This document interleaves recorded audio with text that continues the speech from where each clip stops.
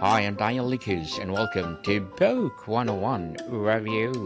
Book 101 is all about the books that I read for the last 40 years. And today I have my special guest.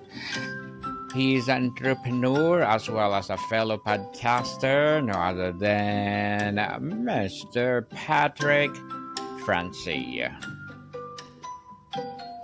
Hi there. Welcome, Mr. Patrick. And can you please introduce more about yourself that I miss? Not much to add to short Cole's notes. I'm Patrick Francey. I'm the creator and host of my podcast, The Everyday Millionaire. I'm the CEO of my business, the Real Estate Investment Network, as well as a multiple business owner for over 40 years. And thank you so much for sharing your knowledge and wisdom to the world, Mr. Patrick. And today let's talk about high performance is a result of low tolerances. Can you tell us about this topic of yours? Well, a lot of what it describes is right in the saying. High performance is a result of low tolerances. And when we talk about high performance, we want to be high performance ourselves. We want to create high performance teams, high performance businesses. Well, how do we do that? One of the things that we have to consider is, all aspects of what we do, how we show up, how we operate. We have low tolerances. And low tolerance represent the fact that we're designed to move with velocity. We're designed to move with momentum. And when we consider that high performance is low tolerances, it's also about what do we tolerate with ourselves. So in other words, high performance, if you commit to high performance, means you've got great routines, you've got great systems, great habits. And when you drop the tolerance for that, then you come up with excuses. I don't have time to work out.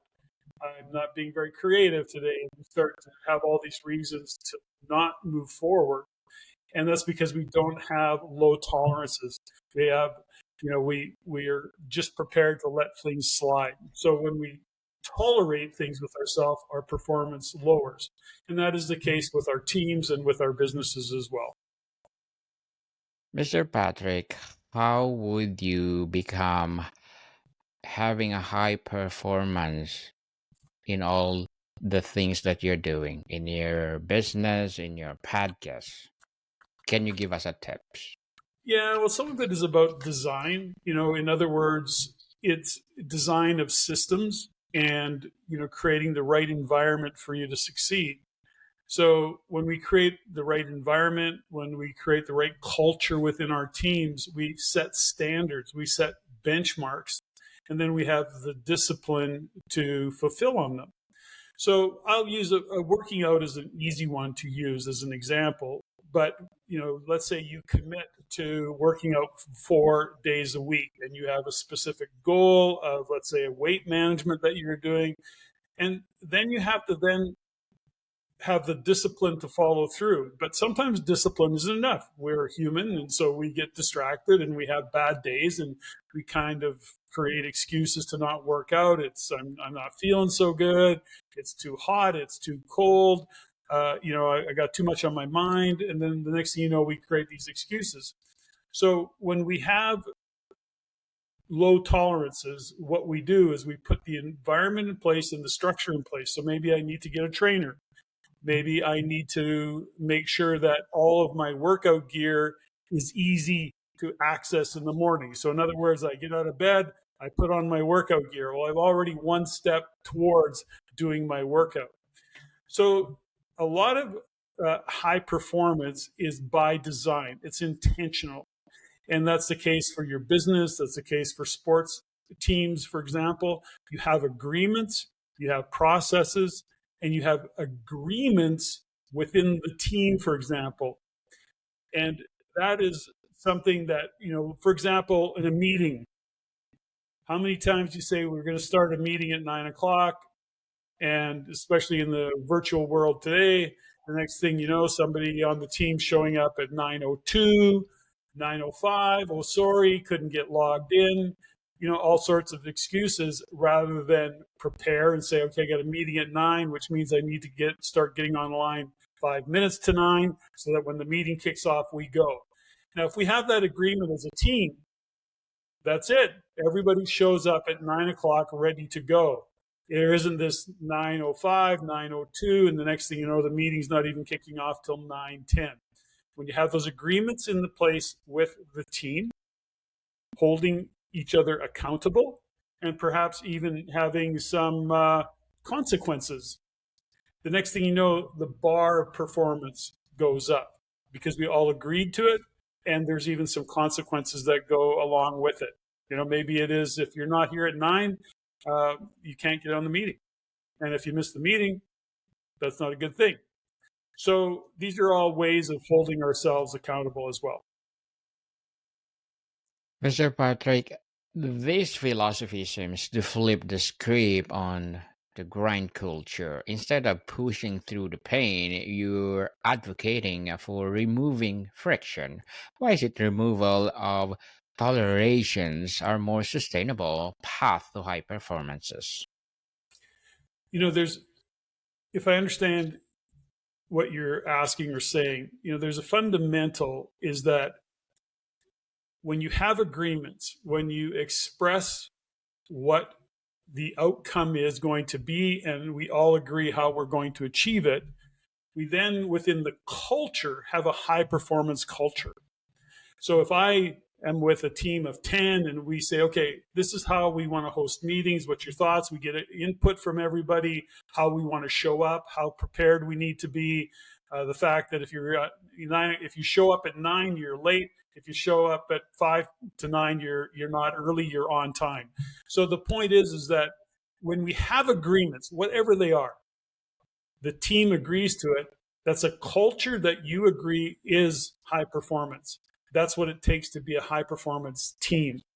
When you have those agreements in place, then all the expectations are managed. And then you have a benchmark to say, this is what you're being measured against.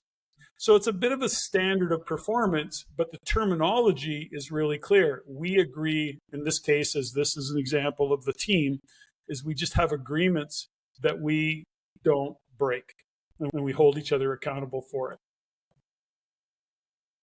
Interesting, Mr. Patrick. And how do you distinguish between a healthy challenge that builds resilience and toleration that drains energy and hinders performance? Well, when we look at building resilience, we have to challenge ourselves. Everybody wants life to be easy, but the reality of it is we don't grow in easy. We grow when there is, in fact, something that we need to push against, something that we need to overcome. We need to stress our brain mentally, physically, even emotionally. We go through these challenging times, and it's what equips us to elevate, to continue to grow. Now, human nature is to expand. Fulfillment comes from being a contribution. Fulfillment comes from making a difference in other people's lives. And so when we start to understand that in order for us to grow, to get stronger, we need to challenge ourselves. Again, I'll go to the gym analogy. To strengthen a muscle, you have to push it to its limits. You have to lift heavy weight, and you have to do it repeatedly. And that's what gives you the strength. When we face challenges in business, in life, in relationships, challenges in communication, it challenges us, but it stretches us to grow that muscle of how to deal with those challenges. In doing that, we gain experience, we grow stronger. It's why, at this point in my life, at 67 years old, I have a lot of wisdom, and it came from busting through the challenges. It came from leaning into what life has to present to me. And so I got stronger, I got wiser. And it was through that experience. An unchallenged life is an unfulfilling life. Resilience comes from proving to ourselves that we can get through those challenges, but it's a decision. I want to get stronger. I want to put myself in a position where I'm challenged, where I'm stretched, where I have to think, where I have to work harder, where I have to work up a sweat, or stretch my capacity mentally, or learn more to pull it off. Those are the challenges that help us grow and create the resilience that we have, because each time we grow, we're going to the next level of challenge. And we need resilience in order to look at that and go, I got this, I can do this. Challenges also give us confidence.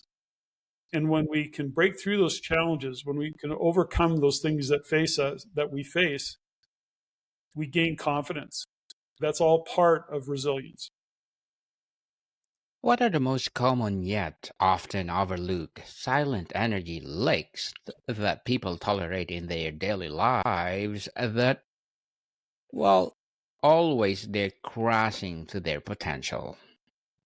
You can describe an energy leak in a lot of different ways, but I'll give you an example. Is that we often use the phrase of, there's a phrase that I coined, which is called MindShui. And MindShui is feng shui for the mind, feng shui for the brain. In other words, feng shui is about decluttering your space.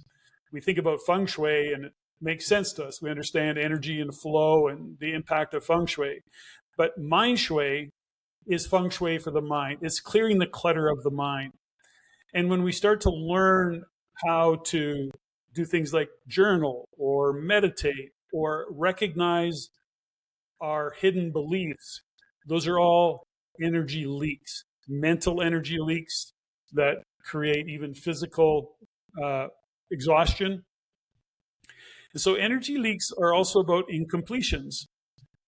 We're distracted. We've got 17 projects on the go. We think we're just being so busy, and we are, but we're not being productive. And we've got all these things that aren't complete: jobs, projects, conversations, relationships. And those are all there. They may be not even so conscious as they are subconscious. They're in the back of our mind. They're thoughts that pop up all the time that we're having to think about, think through. Oh, I got to make that phone call, or I should finish this conversation. Oh, I started that 3 weeks ago. I want to get it finished. Oh no, I'm over my deadline. Those are all energy leaks. And when we talk about an energy leak, where do we get de-energized? We get de-energized mentally, emotionally. And certainly when we think about our thought processes, we're so busy thinking about all the incompletions, all the things that we haven't done or haven't finished doing. Those are what rob us of our energy. They also keep us confused. And that's why when we think about MindShui and decluttering our brain, we go through the process of understanding ourselves, self-reflection, thinking about what we're thinking about. And these are all things that we come to train ourselves in doing. And then you start to realize and you recognize energy leaks and you get them handled. You actually don't have those incompletions because you recognize them as energy leaks. And you start to manage it. Mr. Patrick, is there a danger of this becoming form of perfectionism or an obsessive quest for a frictionless life? How do you find a healthy balance? Well, I think, we go through these realizations that there is no end in sight to being the best version of ourselves. When we go on and have a goal of, growing into all of what's possible, we start to understand that it isn't in the doing of things as much as we have to look at what we're doing, but who do we need to become to achieve the results? So is there a chance of perfectionism? No, I think if you've evolved, you start to realize that there is no perfect, that the journey of being a better version of ourselves is a journey. Again, I've been doing these bodies of work for 40 years. And at 67, I continue to try and be the best 67-year-old I can be. I want to be, in my world, I want to be a stand for what's possible at 67 years old. I want to be known for making a difference, being a contribution, supporting others in their success. So can you be a little bit obsessive compulsive about it? Perhaps. or you just hold a bar. Indeed. I think so. Sorry, did I interrupt? No, go ahead. Okay. Go ahead, Mr. Patrick. Yeah, so my point is that when you consider the possibility of being obsessed, I don't think it's it. I think you'd be passionate about life and passionate about growing and testing and, again, seeing what you can achieve in terms of your goals, your values, your relationships, and how far you can go and the difference you can make in the world. Okay, Mr. Patrick, before we wrap up our discussion for today, I'm inviting you to please do listen to my other podcast, people. My other podcast, because my abstract essay is already in 5th season, abstract poetry in 2nd season, and my book 101 review in 5th season too. Comedy 101 in 2nd season, and my food 101 in 5th season as well. Geography 101 in 4th season, and my baby podcast Law 101 and Mental Health 101, Love Letters in 3rd season, and Movie 101 review, Music 101 in 4th season, and Science 101 and Sex 101 in its 1st season. Please listen to them wherever you listen your podcast. So, Mr. Patrick, if you could leave our audience with one single actionable piece of advice to start lowering their tolerations today, what would it be? I'll leave you with a quote, and it's one of my favorites, which is, when you change the way you look at things, the things you look at change. And that was a quote by Dr. Wayne Dyer.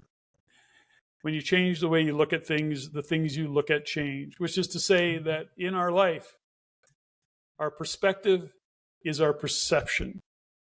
And if we want to change how we view the world, we need to shift our perspective. And we can do that by learning and by hanging around with people who stretch us and provide us a different perspective that helps us shift our perspective of life. Very well said, Mr. Patrick, and thank you so much for sharing your knowledge and wisdom to the world. So can you please invite our listeners to support your podcast, your advocacy, or whatever projects that you're doing right now? Well, we are launching a brand new program called the MindShui Way. This is a self-mastery program for those who have been on the journey of being the best version of themselves. You can go to theeverydaymillionaire.ca or tedm.ca, TEDM, the Everyday Millionaire acronym.ca, and subscribe to our newsletter and find out all about the work that we do.